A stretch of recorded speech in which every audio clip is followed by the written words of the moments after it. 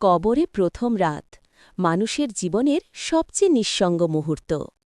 আজকের ভিডিওতে আমরা আলোচনা করব মৃত্যুর পর মানুষের সর্বপ্রথম মুহূর্ত, কবরে প্রথম রাত। এই রাতটি এমন এক বাস্তবতা যেখান থেকে কেউ পালাতে পারে না। এটি ভয় দেখানোর গল্প নয়, বরং কোরআন ও হাদিসের বর্ণনার আলোকে পরকাল সম্পর্কে একটি গভীর স্মরণ। দাফন শেষের পর যখন একজন মানুষকে তার প্রিয়জনেরা কবরের মাটির নিচে শুইয়ে দেয়, তখন প্রথম যে অনুভূতিটি তাকে ঘিরে ধরে তা হল পৃথিবীর সাথে সব সম্পর্ক ছিন্ন হওয়া। যারা কাঁদছিল তাদের কান্নার শব্দ ধীরে ধীরে দূরে চলে যায়। কবরের চারপাশের নীরবতা তাকে আলাদা করে ফেলে এই পৃথিবী থেকে। রাসূল সাল্লাল্লাহু আলাইহি ওয়াসাল্লাম বলেছেন, মানুষ যখন কবর হতে ফিরে যায়, মৃত ব্যক্তি তাদের জুতার শব্দ পর্যন্ত শুনে। অর্থাৎ দাফন শেষে যে মুহূর্তে মানুষটা চলে যায়, মৃত ব্যক্তি সেটি অনুভব করে। মুনকার ও নাকিরের আগমন। কবরে প্রথম রাতের সবচেয়ে গুরুত্বপূর্ণ অংশ হল মুনকার ও নাকির, দুই ফেরেশতার আগমন। তাদের চেহারা মানুষকে ভীত করে। তারা তিনটি প্রশ্ন করে: ১. তোমার রব কে? ২. তোমার দিন কি? ৩. তোমাদের মাঝে পাঠানো ব্যক্তির অর্থাৎ নবী মুহাম্মদ পিস বি আপন হিম সম্পর্কে তুমি কি বলো? যদি কেউ ঈমান ও সৎকর্মের অধিকারী হয়, উত্তরগুলো সহজ হয়ে যায়। তার কবর প্রশস্ত হয়ে যায়। জান্নাতের বাতাস এসে তাকে ছুঁয়ে যায়।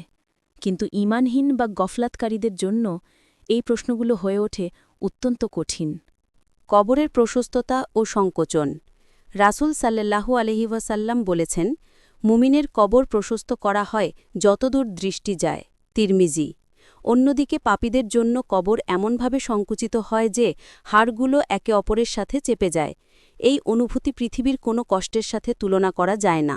আমল রূপ ধারণ করে। মুমিনের কাছে একটি শুভ্র মুখাবয়ব এসে বলে, আমি তোমার ভালো আমল, আমি তোমার জন্য সুসংবাদ। আর পাপীর সামনে আসে একটি ভয়ঙ্কর দুর্গন্ধযুক্ত রূপ এবং বলে, আমি তোমার খারাপ আমল, তোমার দুনিয়ার কাজ। এই মুহূর্তে মানুষ বুঝতে পারে দুনিয়ার সকল সম্পর্ক শেষ, শুধু নিজের আমলই সঙ্গী। কবরে প্রথম রাতের দীর্ঘ অপেক্ষা।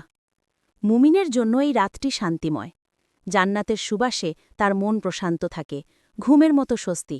কিন্তু পাপী ও গাফেলদের জন্য এই রাতটি হয় অন্তহীন যন্ত্রণার সূচনা। পৃথিবীর প্রতি শেষ দৃষ্টি। মৃত ব্যক্তি মাঝে মাঝে সেই পৃথিবীকে স্মরণ করে যেখানে সে ছিল ব্যস্ত, অবহেলায়, ভুলে। সে বুঝতে পারে যা সে থামিয়ে রেখেছিল, অপচয় করেছিল, সবই আজ গুরুত্বহীন, এবং যে কাজগুলোকে তুচ্ছ ভেবেছিল, একটি ভালো কথা, একটি দান, একটি নামাজ, একটি দোয়া, সেগুলোই আজ তার একমাত্র সম্পদ। কবরের প্রথম রাত আমাদের জন্য একটি বড় স্মরণ। আমরা একদিন সেই অন্ধকার ঘরে ঢুকব, একা, নিঃসঙ্গ। দুনিয়ার টাকা, মর্যাদা, ক্ষমতা কিছুই থাকবে না। শুধু থাকবে আমাদের ঈমান, আমাদের চরিত্র এবং আমাদের আমল।